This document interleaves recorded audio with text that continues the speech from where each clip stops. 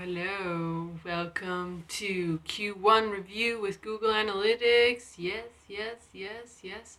We're going to be looking at how to use Google Analytics as part of your Q1. Hey, Karen. So nice to have you here. So we are going to learn how to kind of bring together what you were learning in Q1, which we're kind of wrapping up. And I'm going to be showing you specifically what I've did with my Q1 review and bringing in Google Analytics. So kind of those two things marrying each other in a good way. Hi, Karen. How are you? And the idea is because many times I recommend looking at Google Analytics and people say, well, I don't have the time. And I get it. Busy people. We're all very busy. And so I'm proposing something a little bit different because really you should be doing quarterly and monthly reviews anyway. So as part of that, you can look at your Google Analytics. So this can be done monthly as well.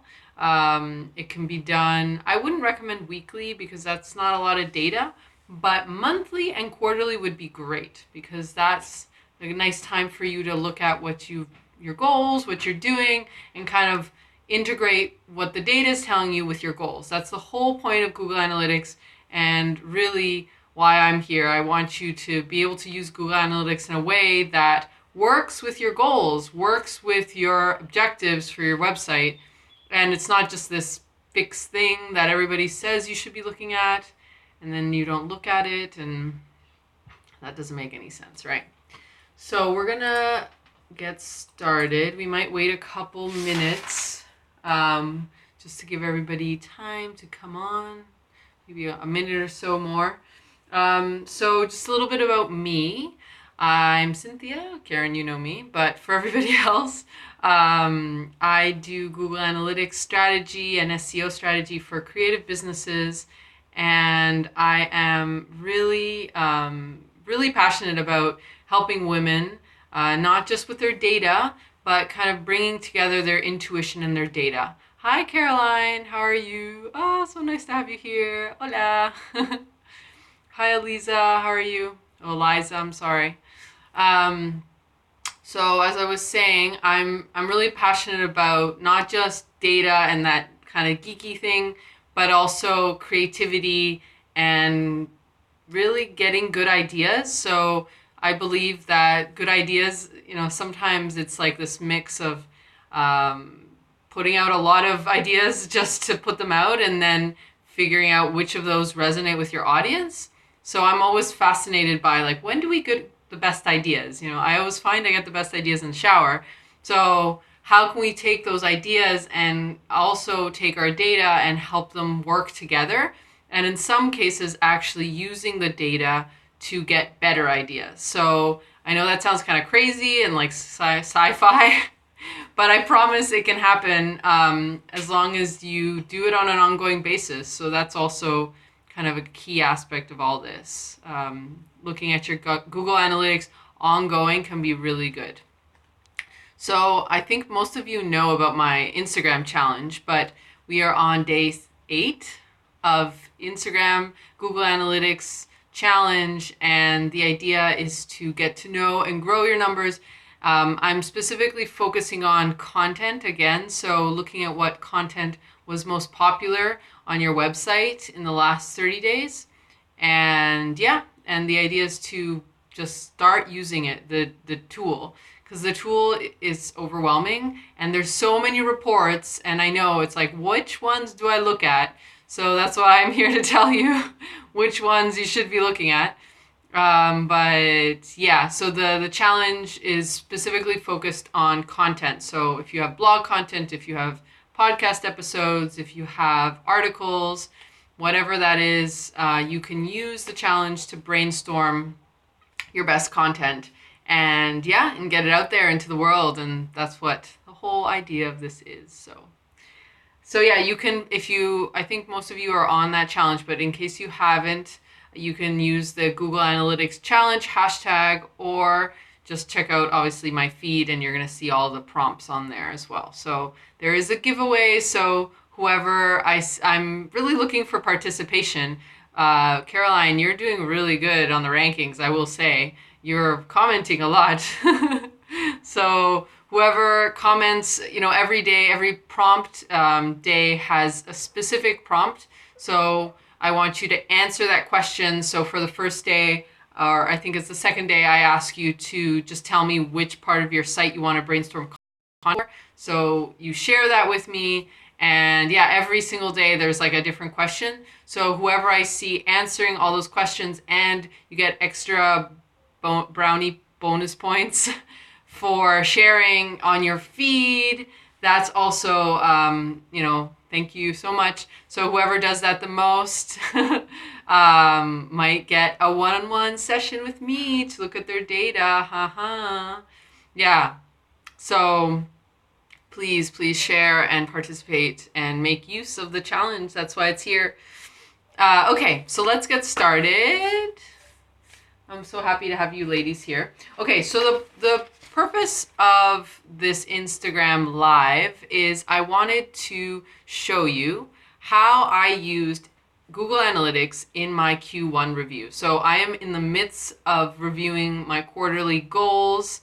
Let me show you just quickly. I have my year plan here.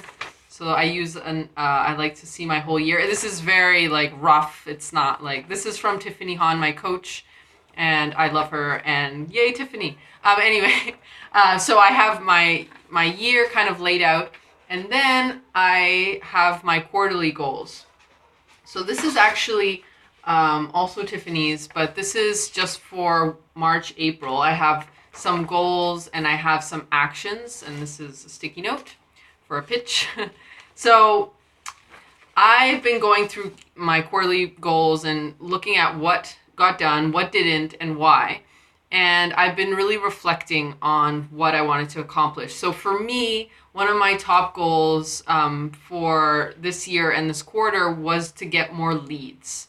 Last year, I worked on my website, I refined my branding, but I wasn't getting as many leads. And I meant real people who were reaching out to me, asking for specific services. So I didn't want just like someone saying, hey, I like your Instagram feed, bye. I wanted someone, emailing me or directly contacting me and saying, hey, I want Google Analytics, blah, blah, blah, blah, whatever, if it's setup or analysis or just anything, but really specific around Google Analytics. So I did reach some interesting goals this quarter. And so the first step, if you want to use Google Analytics for your quarterly goals, you want to actually look at your quarterly goals and spend some time with them. So this morning I spent some time, writing out actually if I reached my goals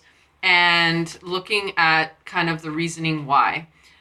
So for this session, I want to specifically focus on leads because I'm going to make it it's going to be about 15-20 minutes. I don't want to take up too much of your time.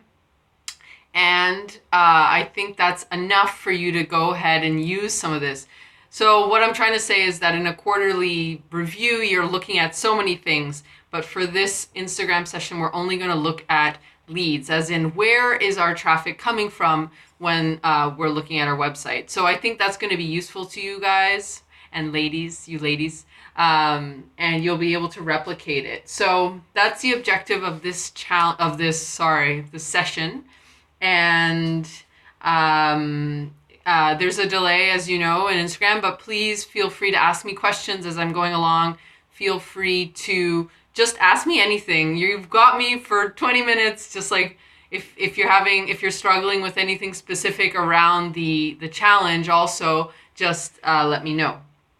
Okay, so as I said, I did a little bit of a pre-work for my review. And so what I specifically did is I created a spreadsheet and I laid out what leads I got in the last 3 months, where they came from.